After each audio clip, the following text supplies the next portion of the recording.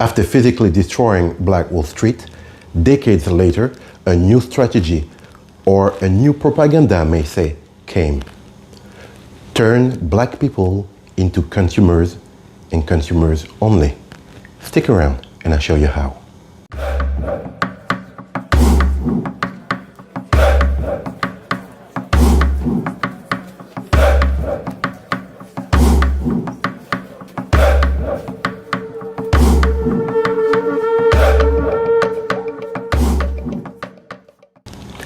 Hello everyone, my name is Shango. Welcome to the African Chronicles.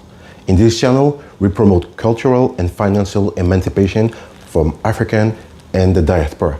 If you're new to this channel, you may consider subscribe, activate the notification bell, like, and share the video. And again, thank you for supporting this channel. You may do so by using the links in the description below. You can use Patreon, PayPal, or even Tipeee. You can also use the super chat during the premiere of this video. All right, let's get to it.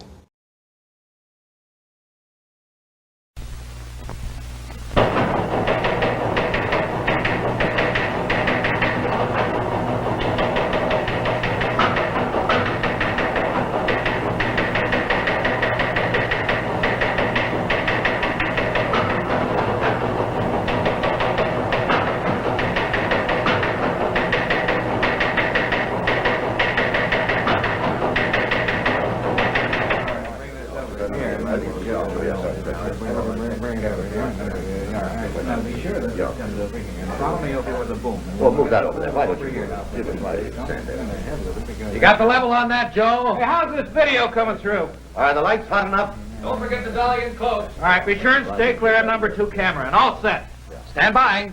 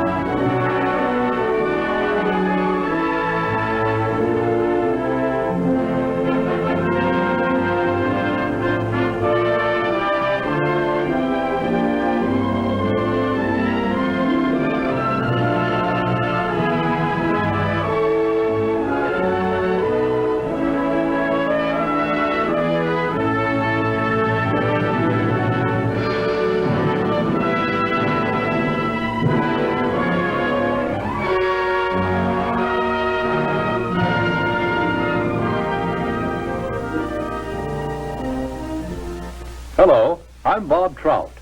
I've got a story here that I think is big, really big, because it's bound to have a terrific impact on business. I'm talking about a new market, a big new market, millions upon millions of new prospects with $15 billion to spend. That's right, I said $15 billion. That's a lot of money, isn't it? The surprising thing is that it's a fresh market, still full of opportunities. It grew up so fast, got so big in a hurry, that few of us realize its scope. Now, these days, nobody's likely to pass up chances to sell. And yet right here in our own front yard, there's a neglected market. There's money waiting to be spent. To get the story of this market, to be able to tell you the secret of selling the Negro, we did a lot of digging.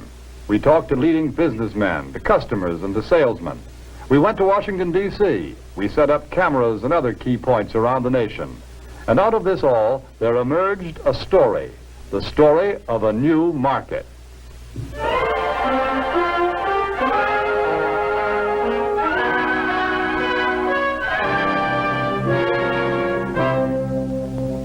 Yes, this is the market we're talking about, the new Negro family. Their name is Wells or Wilson, Smith or Brown or Alexander or Breen. They live in Chicago, in Atlanta or New York, in Detroit, St. Louis, Los Angeles, any one of 1,000 cities and towns. All over the country, families such as this are enjoying new prosperity. They have new interests, new standards of living, a buying power they've never enjoyed before. They're good prospects for practically all types of goods and services. All too often, though, they're overlooked prospects. Why? Because of some good, valid reason? No. They're overlooked because of mistaken ideas, because of out-of-date ideas about how the Negro lives and how he buys. The truth of the matter is that the Negro lives pretty much the same as other folks. He buys pretty much the same way, too. But just the same, a lot of old doubts and opinions keep cropping up over and over again. I don't like to do business with Negroes. They're drifters. You can't keep track of them. Yes, although a lot of people think that way, the truth is that 1 out of every 3 Negro families living in cities today owns its own home. That figure comes directly from the United States Bureau of Census. Maybe so, but Negroes are poor credit risks. Not more of a credit risk than any other group. Actually, the Negro homebuyer meets his payments faithfully, often more faithfully than other race groups in the same economic level. That's the information we got from people who ought to know, the National Association of Real Estate Boards.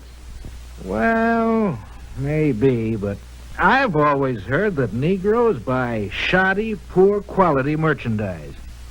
No, it's just the other way around. According to leading researchers, in proportion to population and income, Negroes buy more quality products than any other comparable United States group. You see, there are a lot of confused notions about the Negro customer. But when you dig right down and find out about them, they just don't hold water. Negroes own homes. They meet their payments faithfully. They buy good brands of merchandise. So why let a lot of old-fashioned ideas hurt profits? Take a look at the real facts. Here in Washington, D.C., the nation's capital, some amazing facts and figures about this new market have been uncovered.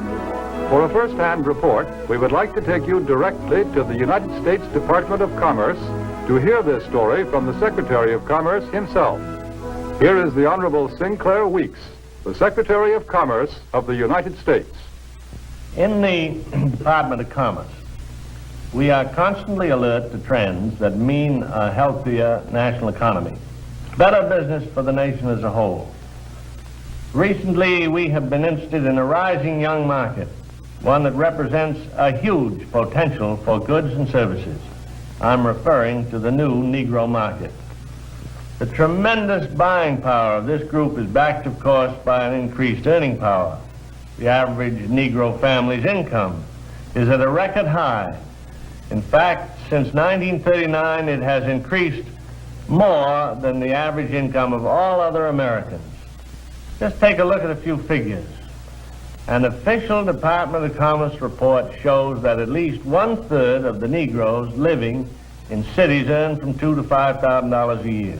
Today, the average Negro wage earner brings home a paycheck 4 times larger than the one he collected in 1939.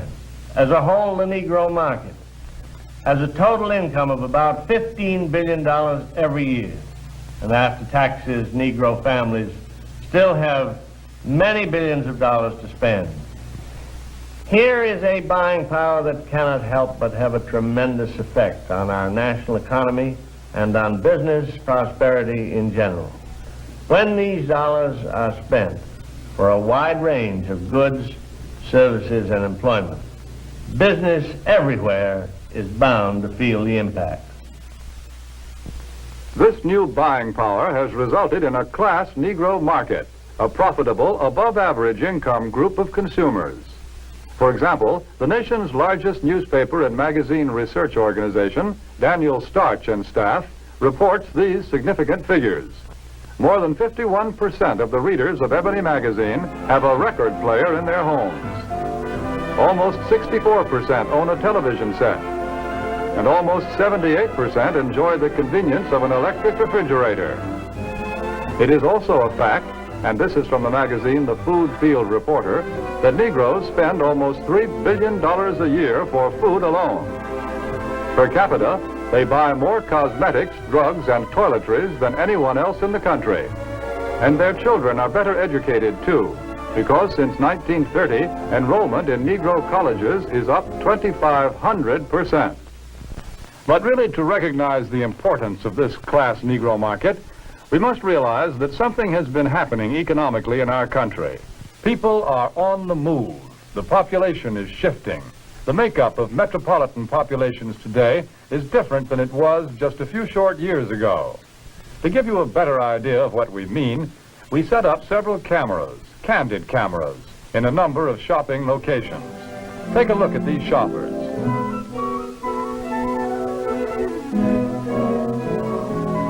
Notice what a large proportion of them are Negroes. What's the reason? It's simply this. Negro families are moving into the cities where there are more job opportunities. Here they find occupations with more prestige and security, jobs that pay more money. As a result, Negro families today often make up the largest part of central city consumer prospects. A shoe store in Chicago's Loop, for example, reports that more than 50% of its customers are Negroes. In another case, a drugstore located at a transfer point in a non-Negro neighborhood finds that its Negro customers total 25%. The trend is plain. The new Negro families today are moving into more populated areas, to the cities, where there are more stores, more buying opportunities. Since 1940, in San Francisco alone, the Negro market has increased by 89%. In Chicago, by 81%. Houston, Texas, 45%. Philadelphia, 50%. The impact of this new buying force is so tremendous that actually in 14 major United States markets, a product cannot be number one without Negro support. A product must have the backing of this big new buying power to be a leader in the field. What do you have to sell? Chewing gum or cars?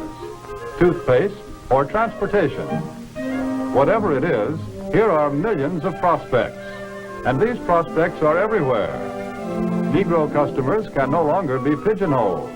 They cannot be classified as prospects who trade only in certain stores, certain neighborhoods. Today, Negroes shop downtown. They shop in supermarkets. They shop in small neighborhood stores. They'll buy from anyone who wants to sell to them. But we all know that before you can sell to customers, you've got to get to know them. You must understand something about them. What do the Negro customers buy? Why do they buy? How do you sell to them? Let's find out. Let's hear the opinion of men who have spent a lifetime studying the buying habits of customers the world over. Here is what sales psychologists have to say about selling to the Negro. The secret of selling to the Negro is expressed in one word. That word is recognition.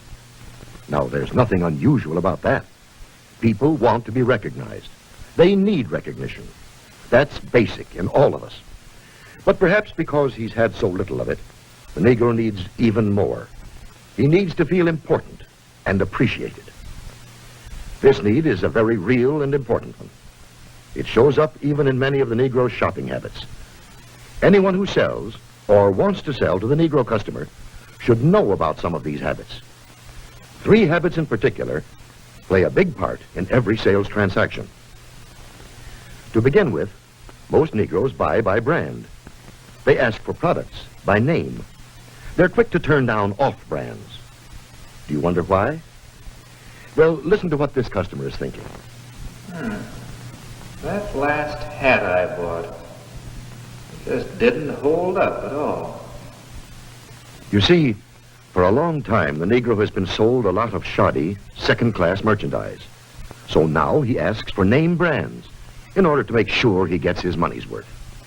Buying by brand, that's the first important Negro buying habit. Now for the second. The Negro buys good quality merchandise. Symbols of quality and prestige are very important to the Negro customer. This woman, for example, is buying fine crystalware.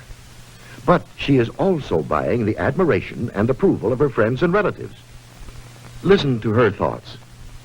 My, isn't it beautiful? I can hardly wait to show it to Sally and Joan. It's a well-known fact that many Negro customers are influenced by the opinions of others. What their friends may think of a certain item often decides whether or not the sale is made. So remember, the Negro buys quality merchandise. That's the second important point. And here's the third thing to remember when selling to a Negro customer. When he specifically asks for one thing, don't try to sell him something else. Don't try to switch him at the point of sale. If you do, he'll probably react something like this. Doesn't he think I've got the money to pay for it? There's a reason for this reaction. Again, because he's had experience with cheap merchandise, the Negro resents being offered a substitute. He wants to be sold on quality, not price. The Negro buys by brand, he buys quality, and he doesn't like to be switched at point of sale. These are the keys to selling the Negro customer. Another point. The Negro family does things together, as a group. The family works as a unit. It lives as a unit, and it buys as a unit. When you sell to one member, you many times sell to all. It's also true that many places of entertainment are still closed to the Negro. So he spends more of his money for the things that are available to him, often for items that are considered luxuries. Another trait of the Negro market is the fact that it is a pre-sold market. We know that the Negro buys by brand, and he buys the brands that he knows something about. Where does the Negro buyer get this information? We know that Negro customers are turning more and more to the publications that are tailored specifically to their needs, that give them the news and the information that they want to read about. Many leading businessmen and companies already know this. That's why so many of them are taking this direct, sure route of reaching the Negro customer. The vice president of advertising of the Gruen Watch Company, for example, says this. In many important cities throughout the United States, Negroes are important customers of the credit jeweler. Therefore, it seemed that Ebony magazine would be a very important advertising medium for us. We would say it was very well received, and from our viewpoint, a very successful campaign. From the Remington Rand Company comes this statement. Our records show that advertising in Ebony has been effective in many ways. As all good advertising should, it has built a terrific amount of goodwill and has brought a volume of sales and sales inquiries. A representative of the Alaga Syrup Company makes this statement. Because of Alaga's regard for the influence of Ebony in the Negro market, advertising space was doubled. Alaga's long experience in selling to Negroes now takes the most direct route to its best customers, reaching Ebony's 2.5 million audience in every issue. And here are the statements of still other business leaders. Yes, many business leaders are discovering the most direct and most efficient way of reaching the new Negro market. Look here at the results of the same advertisement in two different publications, Ebony and another general magazine. You can see that proportionately, more men and women read the ad in Ebony than the one in the other magazine. And they did a better job of remembering it, too. A greater percentage of readers noted, associated, and remembered the ad in Ebony. But now, wait a minute. If the Negro market is so big and easy to reach, why aren't more companies going out after it? Well, often because of the feeling that there's something entirely different, unusual about selling to the Negro. But is it really so different? What do salesmen say? The successful salesmen who do a good job of selling in Negro communities. How do you go about getting the order? How do I get the order? Well, to tell you the truth, I don't do anything. Anything different, that is. I've been calling on these accounts long enough to know that the Negro just wants to be treated like everybody else. No matter who you're calling on, a little friendliness and courtesy help a lot. And naturally, anybody resents being patronized or talked down to. So I usually call a man Mr. Brown, Mr. Smith, or Mr. whatever his name is, until he tells me to call him by his first name. And of course, I always stick to business. I stay away from talk about race or religion or politics. That goes for talk about Negro celebrities, too. You know, this business about what good prize fighters and singers the Negroes are. Who cares? When a guy's in business, no matter what color his skin is, he's interested in making a living, in making money. That's uppermost in his mind. I guess maybe what I'm saying is that I try to help any way I can, sometimes with displays or ad materials, or an idea once in a while. The important thing is that if it helps push sales for the dealer, it helps push them for me, too. Handle the Negro account just like any of your others. Don't patronize. Stick to business. Get interested in the account. Pitch in and help any way you can. Sounds like pretty good sales advice. That's the secret of selling the Negro. Well, how about it? What do you think of this new market? It can open new outlets for you and for everybody who sells goods or services. It's still possible to get in on the ground floor when this market is just beginning to grow and to expand. The facts and the figures that we see here are just a small sample of what they promise to be next year and the years after that. Yes, here are men and women with money to spend, and they spend it for exactly the same things as you and I and everyone else. They buy almost every type of product and service that you have to offer, and they can be reached like everyone else through publications that appeal to their interests and desires, that deliver the kind of loyal readership that can be proved both in surveys and in down-to-earth sales. Here is a ready-made market waiting to be asked to buy.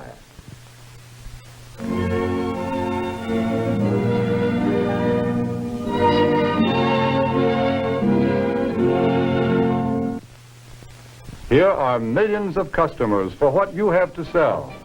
Customers with $15 billion to spend.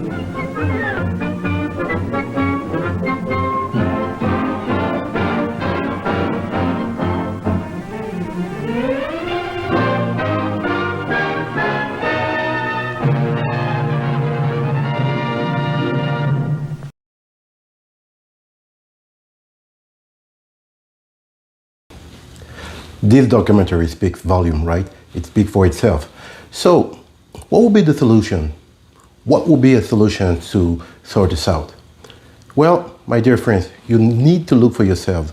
The solutions you're seeking are out there, written in books, everywhere. Let me give you 4 examples. First of all, you have this book called The Rise and Fall of Black Wall Street from Robin Walker. The history of Black Wall Street 100 years ago when black people used to own everything. Yes, we used to own everything. So you see, the solution is simple. Practice economic growth, no matter what. But for this, you need to change the mindset. And how do you change the mindset?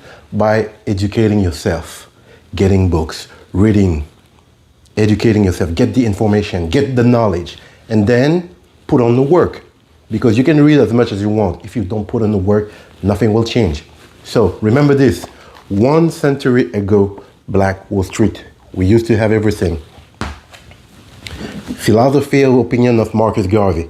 Yes, my dear friend, Marcus Garvey explained us the way. He's shown us the way. He built literally an empire with his own money. See? Economic growth. Again, so think about this. Another example, closer to us. Powernomics from Dr. Claude Anderson, a must read. And this book, he explains how to rebuild our economic growth. How? Everything is written right there. And another one, which is very interesting, very important to read, is Blueprint for Black Power by Amos N. Wilson. A must read. I repeat, a must read. This book explains you everything in detail. See the length of the book? See? It explains you everything. So my dear friends, the solutions are there. Like I said, it's up to you to check out these solutions. Check these books. By the way, You will find them in the description below. I put the link, so don't hesitate. Read these books, they are very important. So my dear friend, this is it. There you have it. As usual, please subscribe, share, like this video, and I hope you enjoyed it. My name is Shango. That was the African Chronicles, and I see you around.